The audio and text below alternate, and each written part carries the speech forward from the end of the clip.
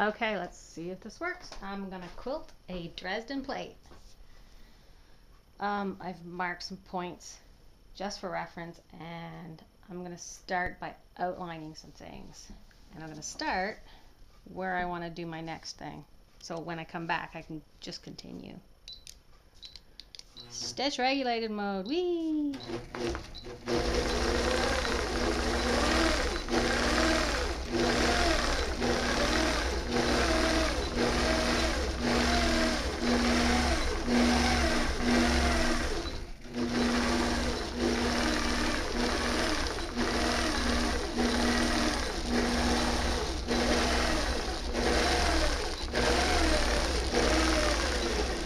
Okay, so I'm back where I wanted to start, and I'm gonna make a feather right in the corner here. So I'm gonna do the middle part of the feather first, and then the one side opposite to the direction I want to go. It'll make sense when I get going, you'll see.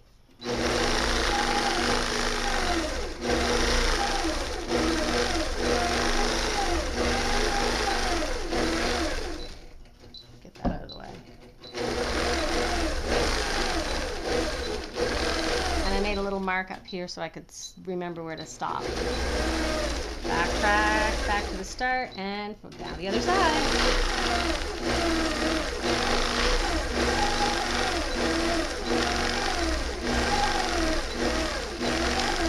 And another mark here where I need to stop. So I'm going to go along the line again here, back to my next mark for my next feather. And because I knew I was going to do a lot of backtracking, I'm using a nice thin 60 weight thread. Let's snip that off because it's in the way. Okay, next feather, here we go. Back in the direction that I was just in.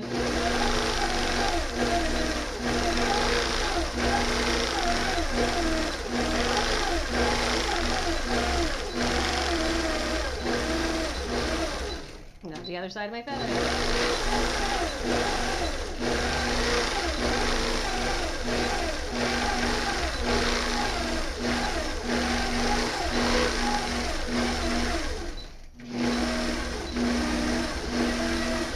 Feather number 3 already, look at that.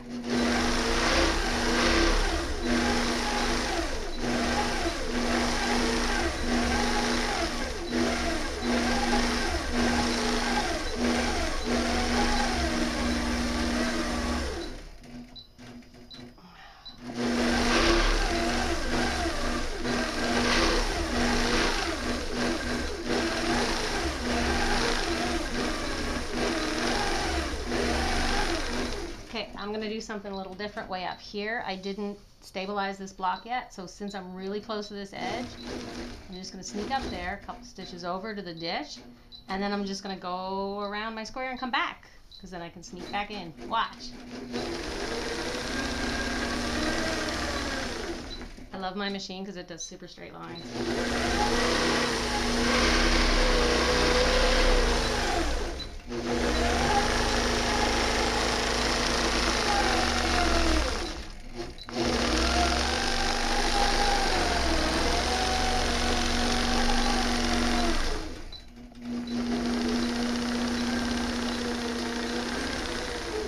So now I can just sneak back in this feather, stitch right over it, and go to the next one.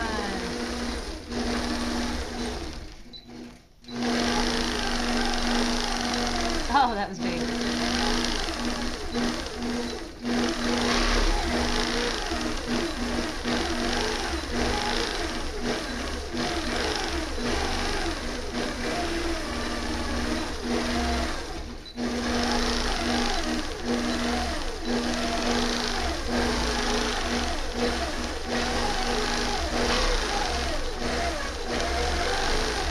Okay, now I've done all my feathers. I can go inside the Dresden plate itself and just do some bumps in here. And we'll do the circle while we're in there. This is funny because it is a vintage top and the Dresden plate should have equal wedges, but this one has 21, so just watch. Instead of winding back up where I started, I'll be able to do the second round of continuous curves without going over to the next segment.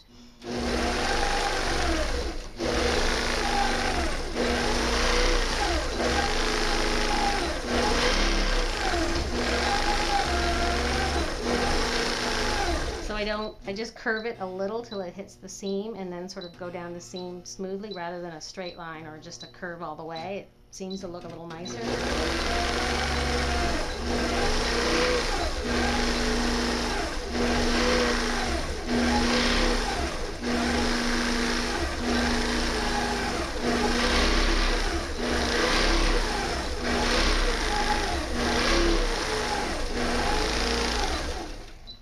And that's where we started, and you see we're not going to wind up there. See? Now we're on the opposite. And we can finish.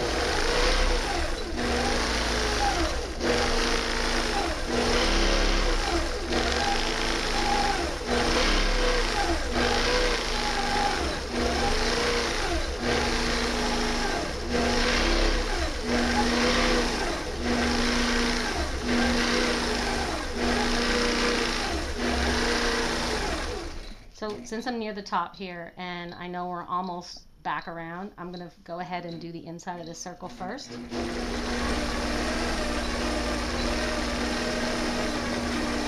It doesn't matter. I could have waited until I got back, but I finished at the top, so I wait till I've got a step in here. Pardon me. So I can do this without backtracking.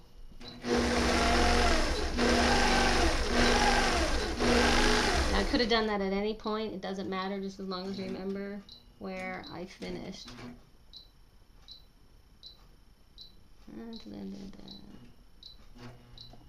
Where did I stop now? Ha!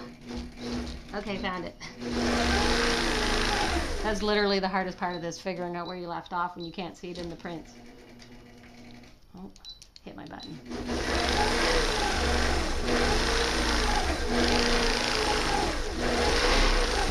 And I'm back where I started. I've stitched the entire block without breaking any thread, and I can just finish off. I just take a few threads at, back and forth. They'll lock really good, and then I just cut and trim, and there's the block all done.